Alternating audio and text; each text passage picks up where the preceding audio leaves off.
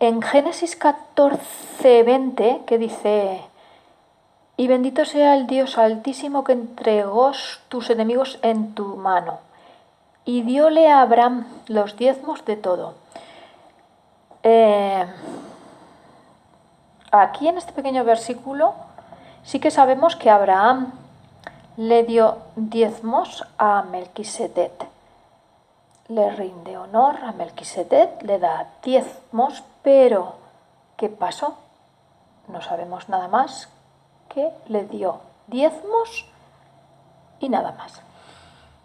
Entonces, vamos a tratar de explicar lo que sucedió y qué eran los diezmos, porque en aquella época no sé si habría monedas o con qué se pagaban los diezmos, con especies, animales o no sabemos, yo no lo sé.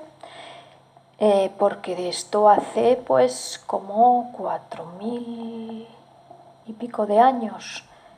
Yo no sé si habría alguna moneda acuñada o cómo se le pagaría a Melquisedec, ese sumo sacerdote del Dios Altísimo que no tenía generación.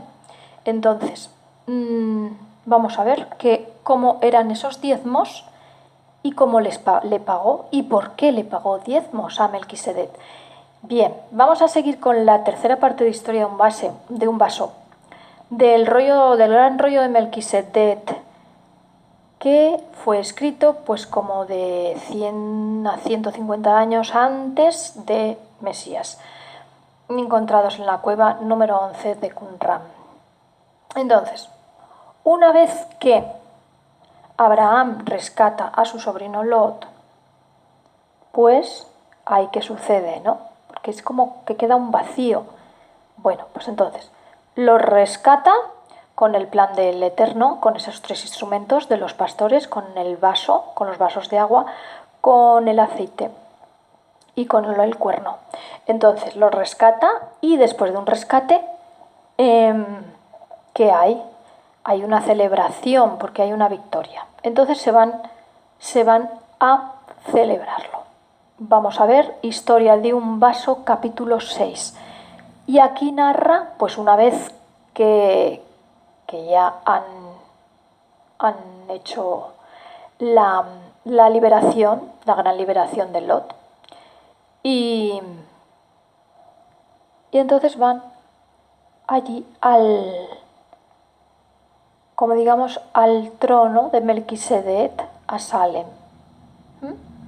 Y nos pone en el Historia de un vaso, capítulo 6, versículo 2, pone: fuimos recibidos en el palacio real edificado sobre el monte de Sión, y allí nos esperaba una sorpresa. Dice: en la gran sala del trono estaba toda adornada con representaciones de nuestra victoria sobre los enemigos, el rescate de Lot.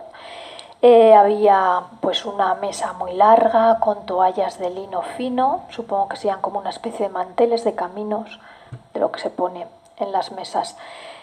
Y dice: sobre la mesa había 304 coronas y Melquisedec les sorprende y las coloca en la cabeza de cada uno de ellos. Acordaros, los 300 pastores, Abraham, Lot y sus 2 hijas, que fueron las que se quisieron purificar en el río Jordán después de la batalla. Los demás, acordaos que se fueron a su pueblo y no quisieron. Entonces, están allí celebrando la victoria, y cuando va coronando Melquisedec, poniéndole en la cabeza las coronas, dice en el versículo 4, dice: yo observaba la alegría de mis compañeros coronados, cuando tomando una corona semejante a la suya, el rey de Salem se dirigió a mí con una sonrisa. Al levantarla sobre mi cabeza, noté algo que hasta entonces no había percibido. Sus manos traían cicatrices de heridas profundas. Y es el Mesías. Fijaos que esto está escrito 100 años, 150 años antes del Mesías. Lo dejaron escritos, no eran papiros, eran como pieles de cabra. y estaban allí en esas cuevas. ¿Quién los escribió? Pues no sé, pero, hombre, se supone que los escribió Abraham por orden de Melquisedec, del Altísimo, del Eterno, de Yahshua, del Mesías, que no deja de ser el mismo, siempre es el yo soy. Entonces, fijaos, no se había percibido las manos de Melquisedec, sus manos traían cicatrices de heridas profundas. ¿A qué nos recuerda? Eso nos recuerda al Mesías, sus manos, ¿no? Las heridas de sus manos, algunos dicen, bueno, sí, que la herida la hacían aquí a esta altura, otros aquí en la muñeca, ¿no? Pero bueno, ahí tenía las heridas. Y entonces Abraham dice, me postré a sus pies y conmovido besé sus bondadosas manos, bañándolas con mis lágrimas. Fijaos. Bien, entonces ahí en esa celebración de Historia de un Vaso, capítulo 6, estábamos explicando por qué esos diezmos, de dónde los saca Abraham y por qué se los da. Y están celebrando, y en el versículo 6 del capítulo 6 de Historia de un Vaso, dice, después de coronarnos, Melquisedec nos hizo sentar alrededor de la gran mesa y comenzó a servirnos el pan y el vino. A partir de aquel momento comenzamos a honrarlo como sacerdote del Dios Altísimo. Y si vemos Génesis 14:18, pone que nos recuerda al Mesías, ¿no? Porque dice, entonces Melquisedec, rey de Salem, sacó pan y vino, el cual era sacerdote del Dios Altísimo. Yo aquí encuentro una concordancia extraordinaria porque es lo mismo, el mismo paralelo que sucede en la cena del Mesías con los discípulos, parte el pan y el vino. Todo esto es sombra de lo que iba a venir, de lo que sucedió, de lo que está sucediendo constantemente, ¿no? En distintas dimensiones del Eterno. Veis que nos está diciendo siempre, nos da la enseñanza y muestras de quién es el Eterno, cómo vino, cómo estuvo también con Abraham. Todo concordancias en estos escritos. Se supone que son apócrifos. Yo repito otra vez, no veo nada de apócrifo. Sí que bien me alumbra el trocito que no entendía o que estaba ahí como cojo, ¿no? Se veía cojo. Le entrega diezmos y yo no entendía de dónde salían esos diezmos, que ahora lo vamos a ver.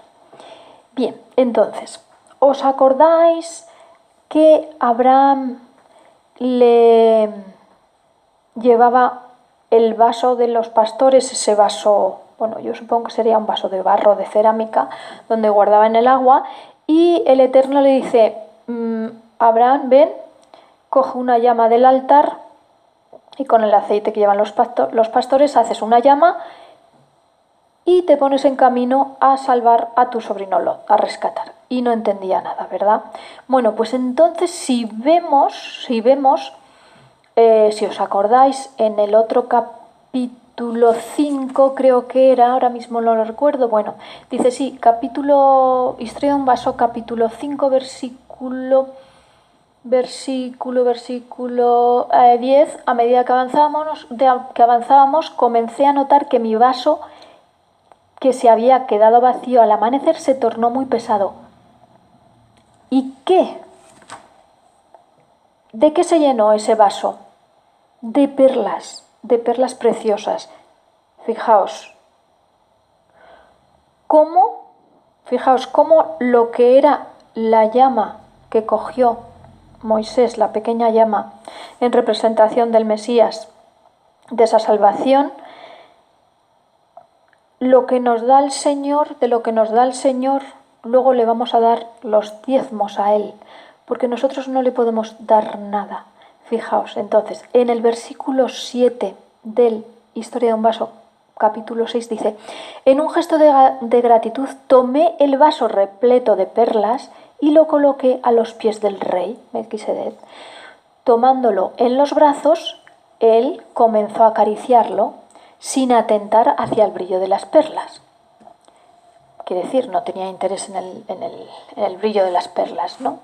Dice, expresándome la gratitud por aquella ofrenda, me dijo que aceptaría el vaso y que de las perlas solamente aceptaría el diezmo. Y ahora sí que entiendo Génesis 14, 20, que dice, Abraham le dio diezmos de todo ¿qué?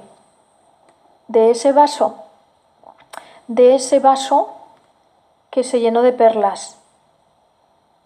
¿Veis? No, Abraham no le dio diezmos de lo que había ganado en la batalla en el rescate de Lot. Si os acordáis, rechazó eso que le dijo el rey de Sodoma, que le dijo, Abraham, todo para ti. Y Abraham le dijo, no, yo eso no quiero nada del rey de Sodoma.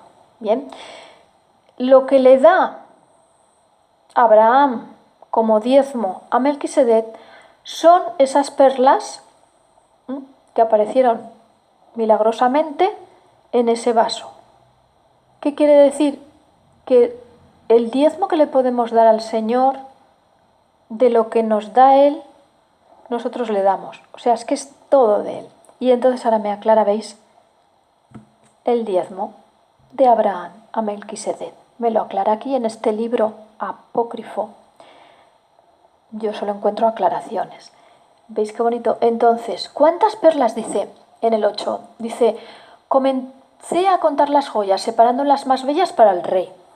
Dice, había un total de 1440 perlas, de las cuales le entregué, claro, el diezmo, que eran 144. Bueno, pues ahí, resumidamente, veis qué bonito cómo se aclara esos diezmos que Abraham le dio a Melquisedec en Historia de un vaso, capítulo 6. Simplemente así de sencillo. Fijaos, vio las heridas profundas de las manos de Melquisedec.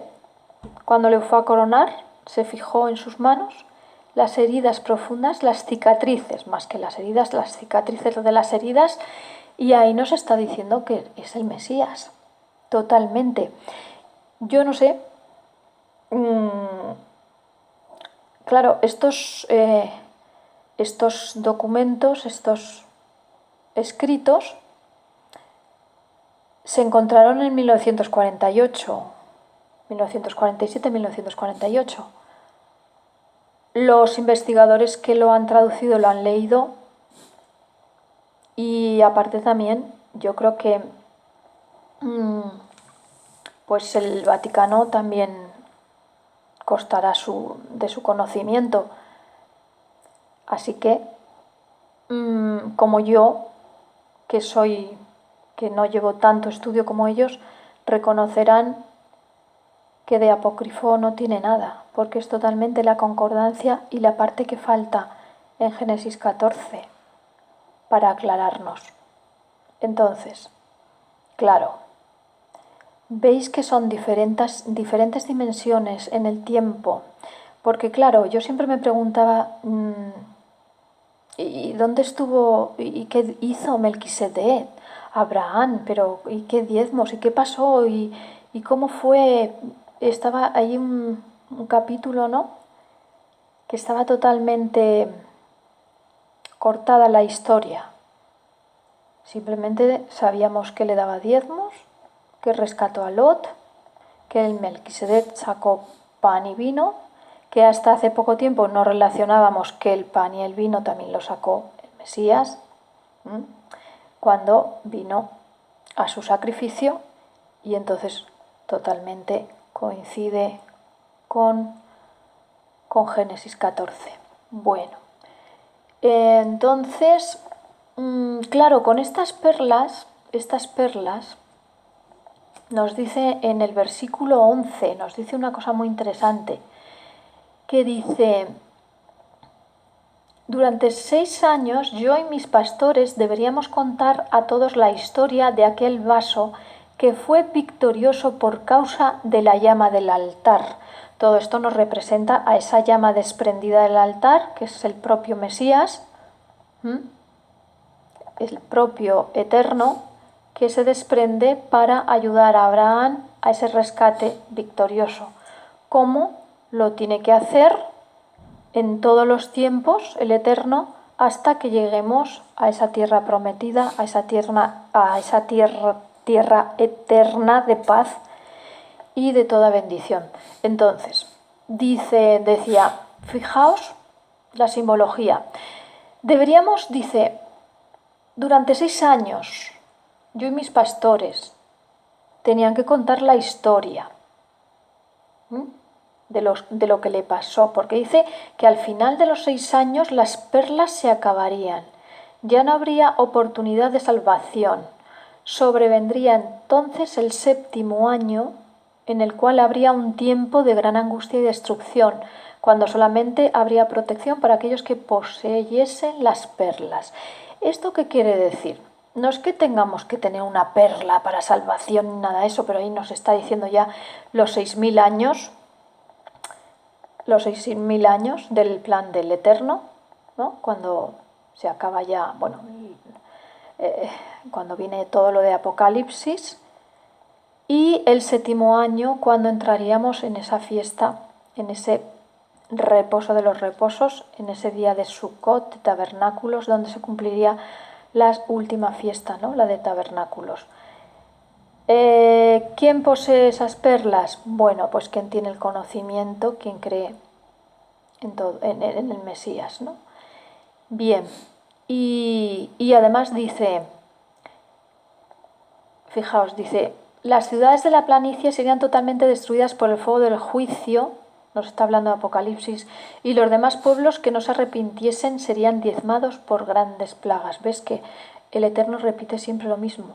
Siempre nos está dando la lección de decir, creed en mí, creed en mí, porque yo soy la victoria, yo soy la paz, yo soy la eternidad.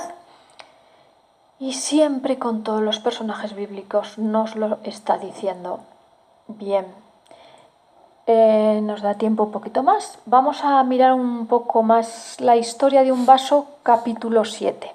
Entonces, aquí nos va a hablar en este capítulo, sobre todo, es de los tiempos finales, los acontecimientos que se verificarán en Rosh Hashanah, en Yom Kippur y en la fiesta de Sukkot. Si os fijáis, son en las 3 últimas fiestas que se supone que aún no se han cumplido en esa simbología del plan divino, del Eterno. Dice 6 años de oportunidad, no serían 6, ¿no? Serían estos 6.000 años del planeta. La santificación del día de reposo, fijaos que nos lo pone, señal de alianza con Yahweh. El día de reposo es muy importante. Mirar, que lo veáis como un ritual, que lo veáis como algo religioso, yo no sé, pero imaginaos que no tuviéramos reposo, que fuéramos esclavos, sin reposo, pues estaríamos siempre en esclavitud. Entonces, el día que declara el Señor, el día de reposo, es muy importante porque es el reposo para nuestra alma y para nuestra liberación. Entonces yo no sé por qué algunos dicen que eso ya pasó. No ha pasado, fijaos. La santificación del día de reposo, señal de alianza con Yahweh. ¿Por qué? Porque es el reposo, porque es la liberación. Ya no somos esclavos. Hay algunos que odian, incluso dicen, eso es judaizar. Pues no necesita el cuerpo descansar y el alma de paz, de libertad. Eso significa reposo. Paz, libertad, justicia.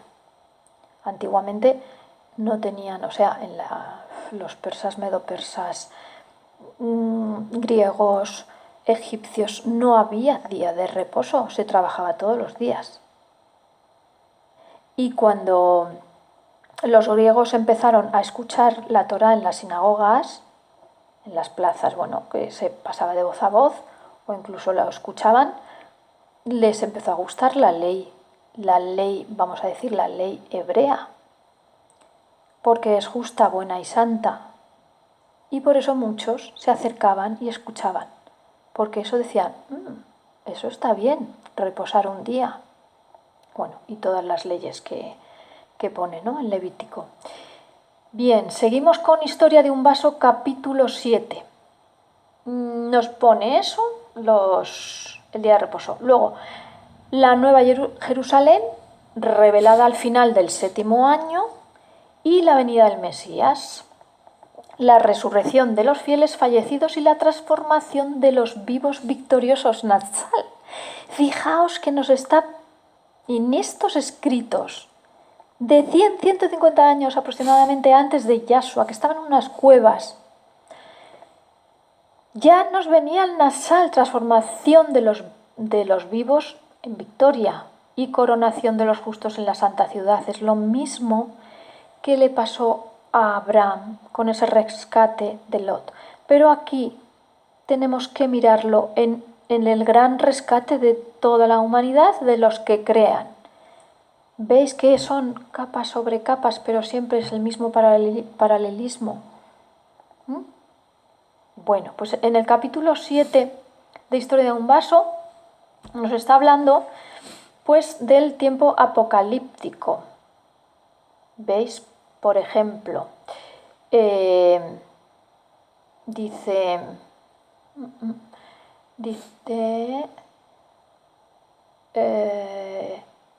bueno, ahí nos hace un cálculo, si queréis investigar, lo buscáis en el capítulo 7, versículo 1, voy a leer el 2 ahora.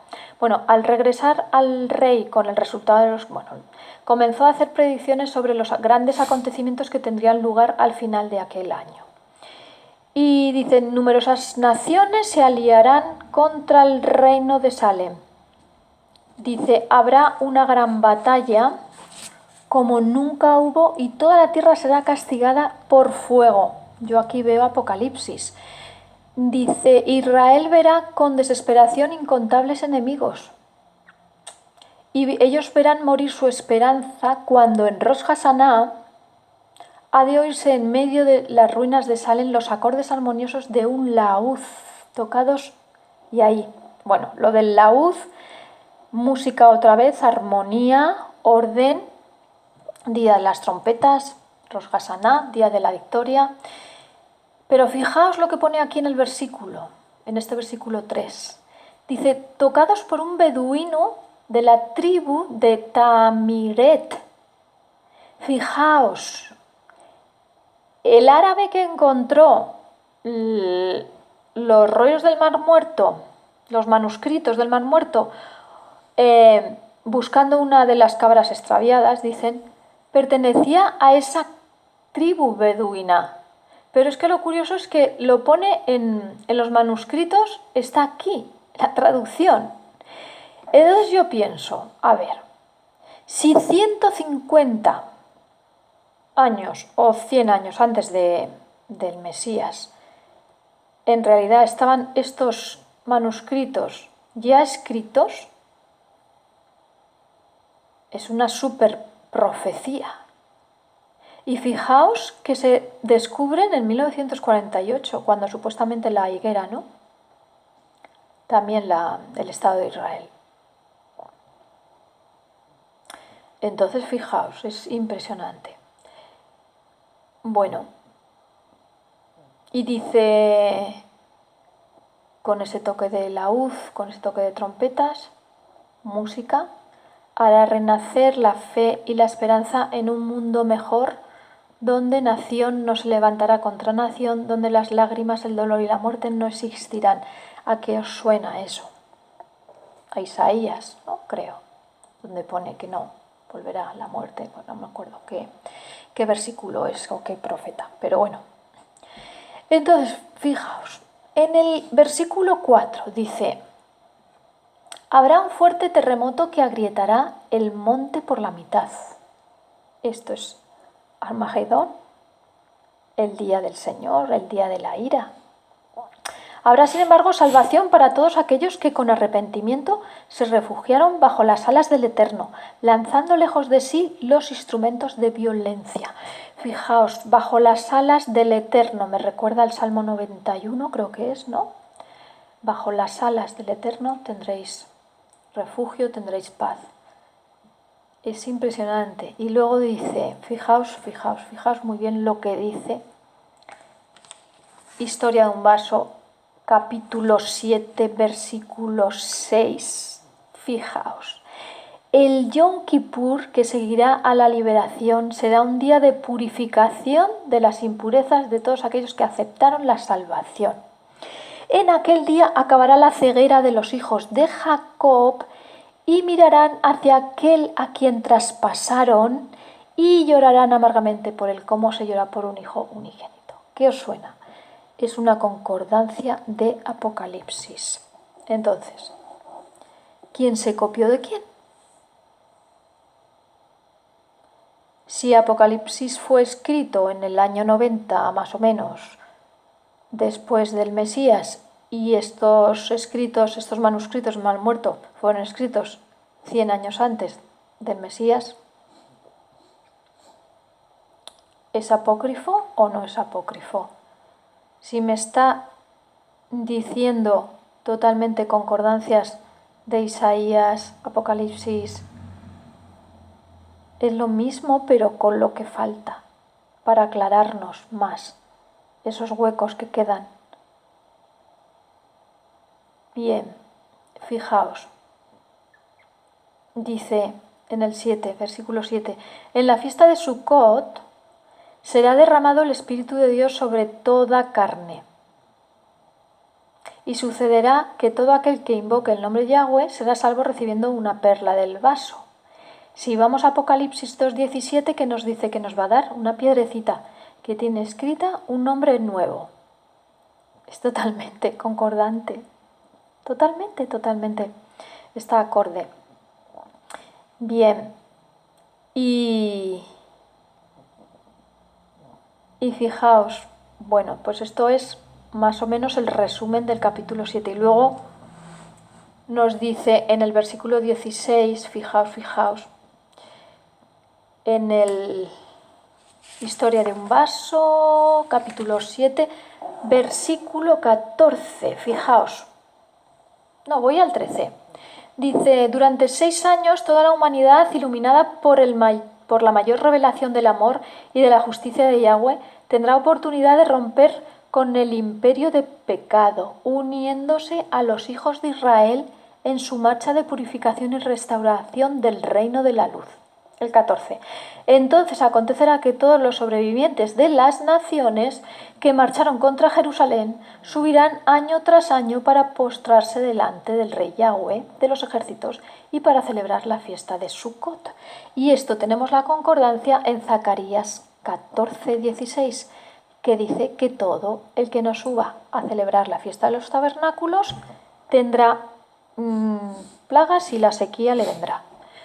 Totalmente concordante. Totalmente. Entonces, fijaos ahora sí el 16. Dice, así dice Yahweh, observar el derecho y practicar la justicia, porque mi salvación está pronta a llegar y mi justicia a manifestarse. Dichoso el hombre que proceda así y el hijo del hombre que en esto se afirma, que guarda el Sabbat, el reposo, y no lo profana. Así dice Yahweh a los eunucos que guardan mi sábado, permaneciendo fieles a mi alianza. Fijaos que esto es los pensamientos de Dios que están en Isaías 56. El día de reposo es muy importante. No es para hacerlo religioso, ni para hacer un ritual, ni nada, pero el día de reposo es muy importante. Muy importante. Porque es liberarte, descansar. Y hay algunos que dicen, es que no sabemos el día del reposo porque el calendario ha cambiado. Pues claro, Esto no sabemos. Pero eso no me exime para odiarlo. No, o sea, quiero decir, a ver, si me explico bien. No me exime de no amar el sábado, el día de reposo. Quiere decir, yo no sé qué día tengo que reposar a la semana, porque el calendario está cambiado. Pero amo su día de reposo. Entonces trato de cumplirlo. Que me pongo enferma, me voy al médico. Que necesito una pastilla, me voy a la farmacia y la compro. Porque ¿qué nos dijo el Mesías? Dice, si tu oveja se cae en un pozo, ¿no vas a recoger? Pues claro. Si tienes, a ver, el día de reposo, tienes que comer. No se puede ayunar. Por eso, cuando iba con los discípulos, cogieron espigas y comieron, claro. Eso no es trabajar, eso es comer. Que no tenemos que ser tan radicales. Pero que a ver, que si tienes un capricho que dices, ay, es que me apetece comprarme no sé qué, oye, pues espérate al otro día que puedas comprar. A ver, es que yo trabajo este día que no sé qué día. Mira, arréglatelas como puedas, pero empieza a amar el día de reposo, pero amarlo y darle la importancia que tiene. No menospreciéis el día de reposo, porque es el día de la liberación, para dejar de ser esclavos. O sea, ir más allá de las tradiciones y de lo que nos han enseñado y nos han transmitido todos los padres de la Iglesia y las disensiones entre todas las denominaciones. No, que es que la Torá no ha pasado, que es que tenemos que manejarnos bajo una ley. ¿Cuál queréis? ¿Las leyes que hacen los hombres están mal? ¿Qué pensáis? ¿Que cuando estemos en el milenio no va a haber una Torá? Pues claro.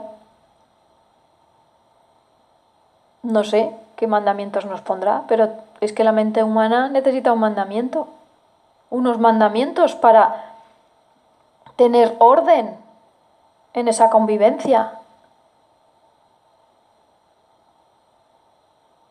Claro, y dice, es que cuando cuando hay ley no hay ley, o bueno, la filosofía de Pablo, vale, bien, si yo la llevo ya grabada en el corazón no hace falta que la lea porque ya no se me olvida, pero ¿y que se le olvide? Pues la tendrá que seguir leyendo. Pero la ley es la ley, o sea, yo llevo grabado en el corazón no matar, oye, no voy a matar. Claro, dice, yo ya no tengo ley, pero es porque yo la llevo escrita ya en el corazón, pero no deja de ser ley. Lo que pasa es que ya no lo hago porque ya la tengo en la moral. Es que si no entendemos eso no vamos a poder, o sea, siempre se va a quedar en la religiosidad, en el ritual. No, es que es de conciencia. Es decir, yo para convivir con un alma necesito saber mis límites. ¿Quién los pone? El Señor. Entonces, claro, imagínate, quitamos el día de reposo. Pues trabajamos 24 horas, señores. Los 360 o 365 días que tenga el año. No, es que en el milenio vamos a estar todos panza arriba. Hombre, pues supongo que el Señor nos dirá estar todos panza arriba o panza abajo.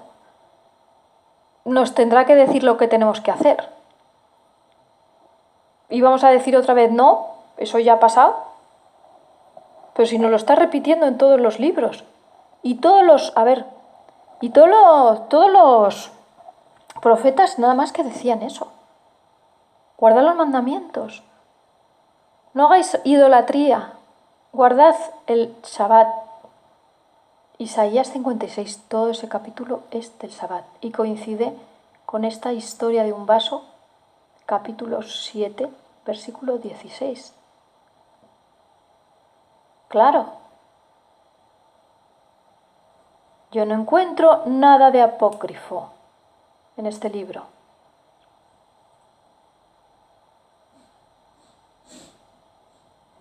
leerlo porque es totalmente aclaratorio. Mirar, en el versículo 19 dice, los vivos victoriosos serán transformados en un abrir y cerrar de ojos, recibiendo cuerpos perfectos. Juntos todos los redimidos serán arrebatados hacia la nueva Jerusalén en un viaje inolvidable que comenzará en el primer día de la fiesta de Sukkot, después de 7 días de feliz ascensión. Llegarán a la ciudad santa para conmemorar delante del trono el 8º día de la fiesta. Es que tenemos aquí Nasal. Tenemos 1 Corintios 15:52. Es que no fue ninguna revelación a Pablo por primera vez. Es que esto está escrito antes de Pablo.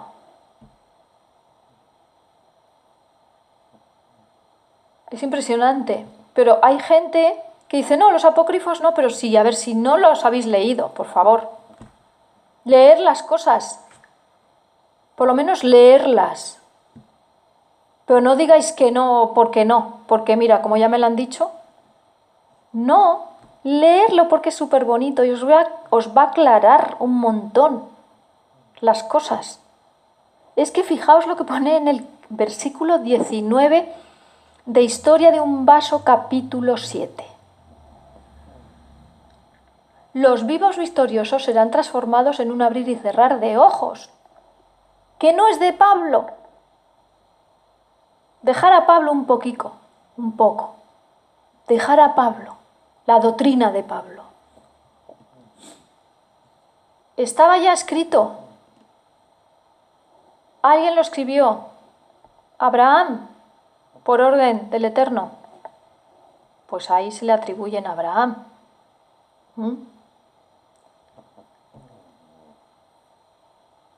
Y son de ahí.